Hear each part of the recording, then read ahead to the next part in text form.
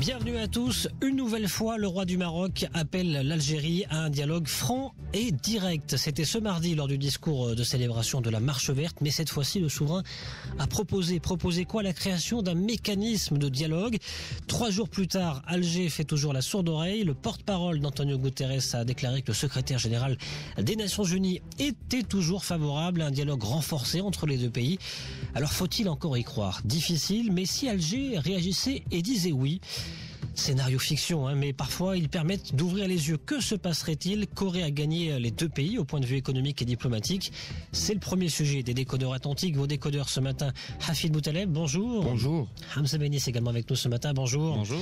Vous êtes tous les deux responsables du pôle international, relations internationales au sein de l'association TISI. En deuxième partie d'émission, nous parlerons des élections de mi-mandat aux États-Unis avec cette question: quelles conséquences pour le Maroc, puisque ces élections ont vu la victoire de députés et sénateurs proches du Maroc, dont certains membres du Congressional Morocco Caucus. En septembre dernier, 3 congressmen avaient fait part de leur volonté de déposer un projet de résolution pour appeler l'administration Trump à soutenir le plan d'autonomie au Sahara. De quoi s'agit-il concrètement? Quel impact ces élections sur le Maroc? On en parlera à partir de 9h45. Vos réactions, vos questions sur la page Facebook ou sur Twitter avec le hashtag LDA. C'est parti. Hafid Boutaleb avec nous ce matin, Hamza Benis également. Association TISI, on va parler donc du dossier Maroc-Algérie. Est-ce que vous y croyez franchement un signal de la part de l'Algérie, un oui de la part de l'Algérie? Hafid Boutaleb. Je suis personnellement, je suis assez attristé de voir que finalement 2 jours après, il n'y a pas eu d'écho positif en Algérie. Hier, le journal El Watan, qui est un des quotidiens les plus lus et les plus réputés en Algérie, quotidien francophone, à fort tirage, a titré « Une nouvelle manœuvre du roi du Maroc, point d'interrogation ».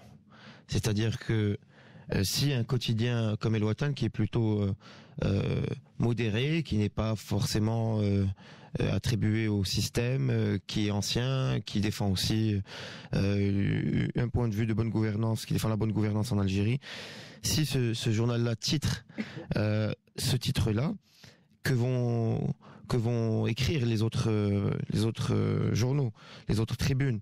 Malheureusement, j'ai lu aussi d'autres sur des sites web reconnus en Algérie et d'autres parutions. C'est pire, c'est bien pire. On parle de fourberie, on parle. Donc malheureusement, j'ai envie ce qui est certain, en revanche, c'est que la réaction du peuple algérien est différente. Ça, c'est certain. Parce que, à un moment donné, on a des échos depuis plusieurs années, des Marocains qui vont en Algérie, on rencontre des Algériens ici au Maroc, on rencontre des Algériens à l'étranger, eux-mêmes nous rencontrent, on se rencontre mutuellement bien sûr, donc à l'étranger, en Espagne, en France, aux États-Unis, au Canada, partout, et à chaque fois qu'on rencontre la communauté algérienne dans le monde, ou ici au Maroc, on voit bien les liens de fraternité, on sent ces liens de fraternité, on sait très bien que les Algériens veulent une normalisation, que le Maroc et l'Algérie sont des pays très proches culturellement. Ça a été souligné dans le discours royal le mardi soir. On est très proches culturellement, historiquement, et on a beaucoup à gagner à un rapprochement. Donc, pourquoi ces journaux-là et ces parutions-là, et la presse algérienne ne fait pas l'écho de sa propre population? Qu'est-ce qu'il y a derrière? N'y a-t-il pas un peu une réaction téléguidée du système? Ce qui voudrait dire que finalement, toute la presse algérienne, quand il s'agit du Maroc, est forcée d'avoir une ligne unifiée. Hypothèse que vous lancez. Hypothèse que vous c'est pas une hypothèse, c'est une hypothèse qui revient très souvent depuis plusieurs années. Quels que soient les sujets, la presse algérienne est très divergente, mais dès qu'il s'agit du Maroc, ils sont tous d'accord pour utiliser d'abord le même lexique, manœuvre, fourberie, pas de confiance, trahison, des choses comme ça. Malheureusement. Et puis, en plus de cela, c'est jamais un discours d'ouverture, c'est jamais un discours d'apaisement, ce qui est mauvais puisque dans notre histoire, on n'a jamais eu vraiment entre le Maroc et l'Algérie d'affrontement considérable. Donc, il faut penser à l'apaisement, il faut penser à l'ouverture. Hamza Benis, aucun espoir n'est permis? On peut toujours espérer. Tout d'abord, il faut saluer cette main tendue. J'insiste dessus. C'est une avancée majeure dans les relations bilatérales entre les deux pays, qui rompt un petit peu avec les discours des dernières années. Il faut relativiser par rapport à ce qu'a dit Hafid, parce qu'aujourd'hui, il n'y a pas eu de réaction officielle. de l'Algérie. Donc, alors dans la presse algérienne, il y a certains journaux qui ont dit, de sources diplomatiques anonymes, on apprécie plutôt bien ce geste de la part du roi. Et que, en gros, ça va être accepté. Il y aura un retour positif avec conditions. Donc, et c'est ce qui peut créer un petit souci par rapport à ce qui a été dit dans le discours royal, qui disait qu'en gros il faut ouvrir le débat sans condition ni exception selon un agenda ouvert. Donc, ces conditions qui ont filtré un petit peu à travers certaines presses parlent de trafic de drogue. Donc c'est un argument qui revient souvent entre les relations des deux pays, parle de la question du Sahara, bien évidemment, en insistant sur le fait que l'Algérie ne doit pas être considérée comme partie prenante de ce conflit et que ce conflit doit rester sous l'égide de l'ONU. Il parle aussi de la guerre médiatique que se lance le Maroc avec l'Algérie et vice versa. Ils disent qu'en gros, si on veut faire ce mécanisme, il faut arrêter cette guerre le plus tôt possible. Donc aujourd'hui, je pense que l'espoir est là, on peut y croire. Est-ce que la politique algérienne va changer même après la phase Bouteflika? Je ne pense pas, parce que le régime est toujours géré par l'armée algérienne. Donc aujourd'hui, c'est un peu difficile d'espérer un changement radical. Certains observateurs disent encore aujourd'hui, il n'y aura pas de réaction parce que ce qui se préoccupe pour l'instant le régime, c'est la présidentielle, c'est le 5e mandat éventuel de Abdelaziz Bouteflika. Dans 5 mois, il y aura l'après Bouteflika, mais est-ce qu'il y aura vraiment un après Bouteflika? C'est ça la bonne question. Mais ça pourrait être une carte dont il pourrait s'emparer, ce régime, justement. Pourquoi il ne s'empare pas d'une carte comme celle-ci, alors que justement vous dites vous-même, Hafid Boutaleb, que le peuple algérien a une certaine envie de renouer son lien fraternel avec le Maroc? Ça pourrait être une manière de se réconcilier. Abdelaziz Bouteflika en 2003 avait fait un discours devant l'état-major de l'armée et il avait dit clairement que en cas d'ouverture de frontières, 3 millions d'Algériens viendraient au Maroc et aucun Marocain n'irait en Algérie. Ça traduit une certaine philosophie. C'est le président qui l'avait dit lui-même. Ça traduit une certaine philosophie. La philosophie derrière, c'est que en cas d'ouverture de frontières, c'est l'Algérie, c'est le Maroc qui serait gagnant et non pas l'Algérie. Cette vision est très primaire. Cette vision traduit un point de vue ancien et dépassé du commerce international. On sait très bien que même si 3 millions d'Algériens viendraient au Maroc, d'abord il y aurait des Marocains qui iraient en Algérie, du seul fait des liens familiaux. D'abord, ça faciliterait les choses entre notamment l'oriental, la région de l'oriental et la wilaya de Tlemcen à l'ouest de l'Algérie, la région de l'oriental à l'est du Maroc. Et en plus de cela, ça créerait des flux humains et des flux de marchandises qui créent des richesses de toutes les manières. Donc si l'Algérie gagne, peut-être le Maroc gagnera plus, mais l'Algérie gagnera aussi. Et donc il y aura, c'est gagnant-gagnant. On ne rentrons pas pour chipoter qui va gagner plus que l'autre. Ça c'est un peu... Bon, c'est très maghrébin comme façon de voir les choses, c'est vrai, mais c'est pas une façon salutaire. On voit très bien aussi que dans les relations Algérie-Tunisie, l'Algérie est très perdante. Pourtant, elle ne ferme pas les frontières avec la Tunisie. Elle est extrêmement perdante. La devise algérienne sort vers la Tunisie beaucoup plus que l'inverse. Effectivement, c'est les aspirations des peuples naturellement aujourd'hui depuis des années. Si on s'amuse à faire des sondages dans la rue, on aura forcément des résultats extraordinaires qui veulent que les frontières s'ouvrent, qui veulent que les relations se normalisent, etc. Et qui dit couple Maroc-Algérie parle automatiquement de cette union qui est un peu gelée, qui est la fameuse union du Maghreb arabe ou union du Grand Maghreb, qui est gelée depuis 1994 suite à union morte-née, disait le roi Mohamed VI il y a 2 ans. Suite à la fermeture des frontières par l'Algérie, il faut rappeler que beaucoup d'économistes internationaux parlent d'un coût de la non-intégration au coût de non-Maghreb qui représente jusqu'à 2 points de PIB par pays. Je parle des 5 pays. Aujourd'hui, si on ouvre les frontières, ça va permettre de créer cette locomotive qui va tirer vers la création de la redynamisation de cette union du Maghreb arabe. Bon, alors si l'Algérie disait oui, que se passerait-il? Quels pourraient être les intérêts économiques et diplomatiques entre les deux pays? On va voir cela en deuxième partie d'émission. Vous restez avec nous. Ce matin, Hamza Bennis et Hafid Boutaleb, responsable du pôle Relations internationales au sein de l'ONG Tizi. À tout de suite.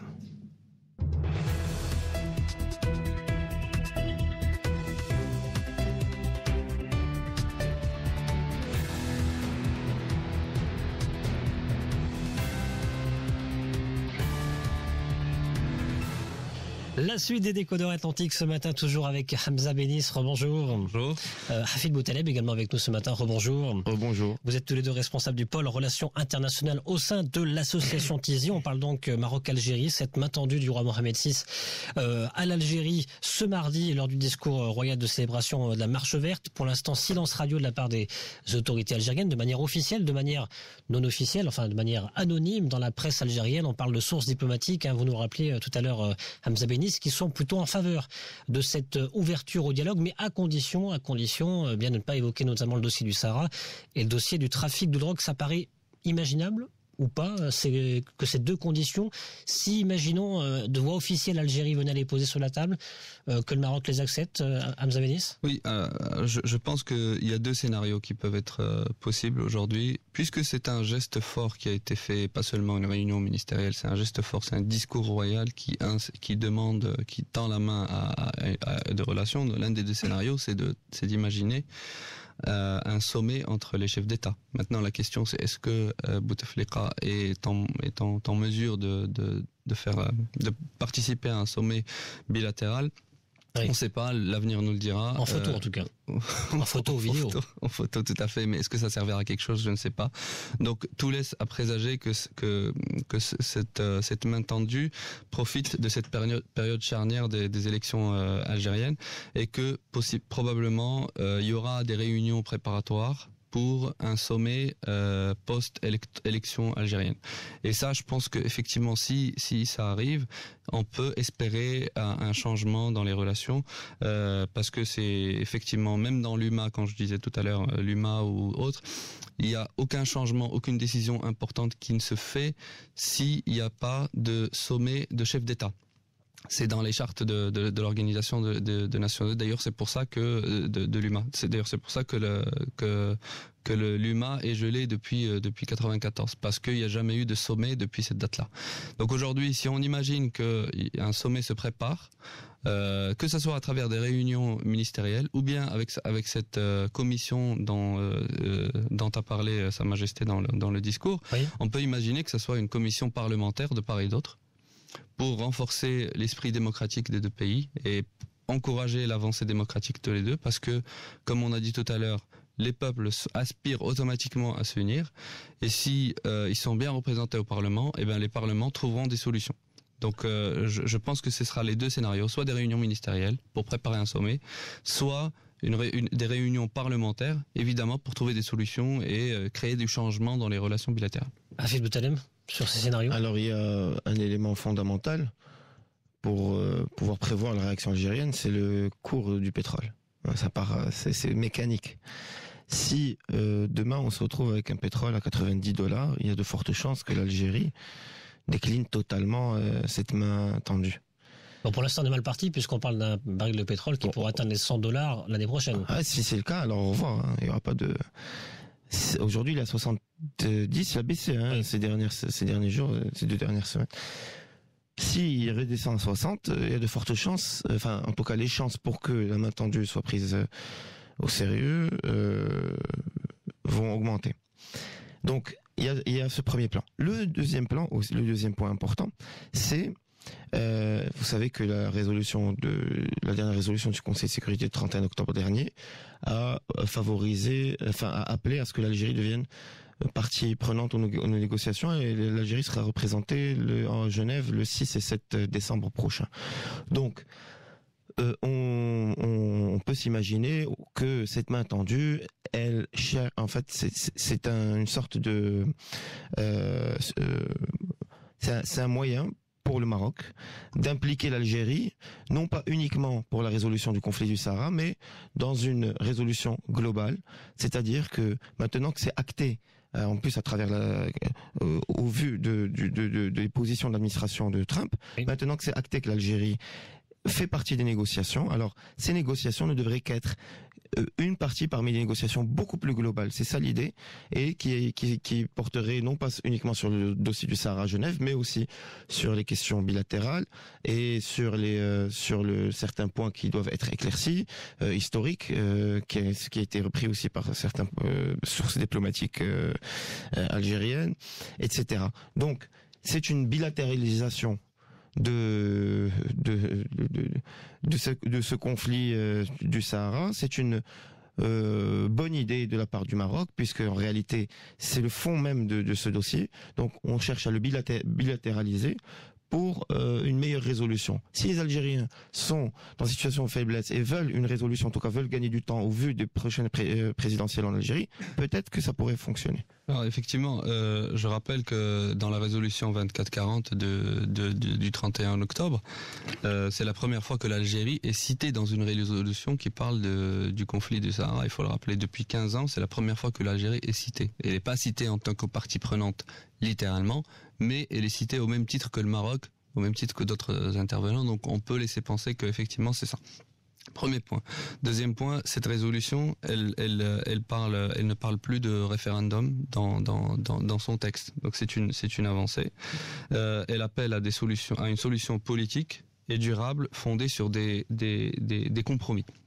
Donc là, ça veut dire quand même qu'il peut y avoir un dialogue direct. Tout à fait. Ça peut prévisager voilà, ça. C'est exactement ça. C'est ça, mais le geste marocain, l'idée, ce serait de dire qu'aujourd'hui, l'Algérie se trouve dans une situation difficile. Il faut rappeler, suite à cette résolution, bien évidemment, et surtout parce qu'on est en train de préparer des négociations le 5 et le 6 décembre prochain à Genève. Et aujourd'hui, si les négociations se passent mal, ben on est en train de renouveler encore. On va arriver à un renouvellement éternel de la MINURSO, etc., chose que, il faut le rappeler, l'administration américaine ne veut absolument pas, ce qu'on avait dit la dernière fois avec l'arrivée de John Bolton, qui veut absolument supprimer la MINURSO, qui connaît très bien le dossier. John Bolton, un peu le conseiller à la sécurité. C'est ça, exactement, et qui veut absolument que les deux intervenants, l'Algérie et le Maroc, il veut les pousser à des négociations directes. Donc aujourd'hui, c'est une suite logique. Ce geste, c'est dans ce sens, parce qu'aujourd'hui, il faut rappeler que le mandat du MINURSO a été prolongé que de 6 mois encore, c'est pour la deuxième fois. Donc ça va dans le sens. Je rappelle aussi que l'ambassadrice Nikki Haley a démissionné et n'a toujours pas été remplacée à ce jour, et que tout laisse présager que la politique étrangère américaine sera influencée énormément par John Bolton, qui connaît très bien le dossier. Donc grosso modo, aujourd'hui, ce qu'on peut analyser, c'est que ce geste fort du Maroc envers l'Algérie essaye de la sortir de cette crispation qu'elle vit en ce moment, avec cette résolution, avec ça, pour préparer le terrain à des négociations positives pour aller de l'avant. Donc on vient de voir ce qui pourrait se passer si l'Algérie disait oui, comment les discussions pourraient être faites entre les deux États. On a parlé également de ces 2 points de PIB, rappelez que le Maroc et l'Algérie perdent chaque année à cause de cette fermeture des frontières depuis maintenant un peu plus de 15 ans. Je voudrais qu'on aborde un peu plus en profondeur ce sujet de rapprochement. On a parlé de l'Union maghrébine arabe qui pourrait être relancée éventuellement aussi si ces discussions aboutissaient. On a une question de Sarah sur la page Facebook des Côtes Atlantiques. Elle aime beaucoup le football. Elle se pose la question, ce projet de candidature maghrébine de Coupe du Monde 2030 entre le Maroc, l'Algérie et la Tunisie, qui a déjà été envisagé pas mal de fois par la presse algérienne ces derniers temps. Le Maroc est déjà officiellement candidat. Est-ce que ça pourrait aussi permettre de rapprocher les deux nations? Mais oui, bien sûr. Oui. Il faut être audacieux. Si jamais on se rapproche, il va falloir regagner le temps perdu. Tout simplement, donc il va falloir être audacieux, faire preuve d'imagination, et je suis sûr que s'il y a une bonne foi de la part des dirigeants, tout va fonctionner. Donc raccorder les autoroutes, puisque vous savez qu'il y a une autoroute algérienne qui arrive à 10 km de la frontière et l'autoroute marocaine qui s'arrête à 10 km de la frontière. Donc en construisant 20 km d'autoroute, vous imaginez juste 20 km d'autoroute, on relie Agadir à Tunis. Ce qui est pour 20 km d'autoroute. Ouais. Il va falloir aussi revoir un peu plusieurs choses, peut-être la monnaie unique. Vous savez que Othman Benjelloun avait été reçu par le CEO du PMCE, avait été reçu dans les années 2000 par le président Abdelaziz Bouteflika, et pour ce sujet-là, expressément pour plaider en faveur de la monnaie unique maghrébine. Imaginez une banque centrale maghrébine, pourquoi pas. Et aussi plusieurs mécanismes d'échange culturel. Donc il y a tout à gagner. En plus, ce n'est pas plusieurs pays, ce n'est que 3 voire 5. Donc c'est pas énormément de parties prenantes. On sait très bien que le point le plus faible des regroupements régionaux, c'est le nombre de pays. En Union européenne, il y en a 26 ou 28. L'Union africaine, 55. Alors un regroupement régional de 3 ou 5 pays a de fortes chances de très vite fonctionner, de voir très vite ces instances se roder, et très vite les citoyens de ces pays-là bénéficieront des retombées. Est-ce que ça peut être aussi une porte de sortie de la part de l'État marocain aujourd'hui, parce qu'il est embourbé dans des difficultés d'intégration à la CEDEAO, cette relance éventuelle d'un projet d'Union maghrébine arabe, Hamza Benis? Pour revenir à la question du mondial, je pense pas que ça soit un moyen de rapprochement entre les pays, parce que tout le monde sait qu'aujourd'hui l'organisation de tels événements internationaux se font comme un résultat d'une puissance régionale, internationale. Donc c'est un rayonnement qui se fait comme un résultat et non une source de rapprochement ou de création de problèmes, de règlement de conflits. Donc je ne pense pas que ça soit arrivé. En tout cas que ça arrive. En tout cas on peut rêver d'ici 2022, c'est là où la décision sera prise par rapport à l'organisation de 2030. Le Maroc a annoncé sa candidature. Il n'a pas précisé s'il sera seul ou ça sera commune. Et tous ses adversaires partent en duo ou en trio. Hein. Pour l'instant, on a Paraguay, Argentine, Uruguay, etc. Et de l'autre côté, on parle de l'Espagne aussi, donc qui a visiblement écarté la possibilité de faire une candidature conjointe. Donc, je ne pense pas que ça sera une porte de sortie, mais plutôt une conséquence. Est-ce que d'ici 4 ans, les choses seront réglées? Je pense pas. Je pense que le processus va prendre plus de temps. Je rappelle juste une information importante qui peut aider les auditeurs à comprendre un petit peu ce geste. C'est le 17 février dernier, le message qu'a envoyé le président Bouteflika à Sa Majesté suite à au 29e anniversaire de la création de l'UMA, où il dit que c'est une occasion de développer et adapter son fonctionnement aux impératifs de la conjoncture pour consolider l'édifice maghrébin. Ça, c'est en mois de février dernier. Ça rompt avec les discours de Sa Majesté qui étaient dans l'année 2017. Je rappelle que au sommet de l'Union africaine en janvier 2017, il avait dit que la flamme de l'UMA était éteinte. Au mois de novembre, il avait dit que l'UMA n'existe pas et que suite à ça, Bouteflika envoie ce message auquel le souverain répond favorablement. Donc ça, je pense qu'il y a une préparation à l'après-conflit. On ose espérer le positif, même s'il y a effectivement des aspirations à rejoindre la CEDEAO par rapport à la Mauritanie et la Tunisie, l'Algérie, la Mauritanie et le Maroc, et la Tunisie et l'Algérie veut intégrer la COMESA. On peut espérer que l'UMA se redynamise, mais ça va prendre beaucoup de temps. Je pense pas que ça va arriver d'ici 2022.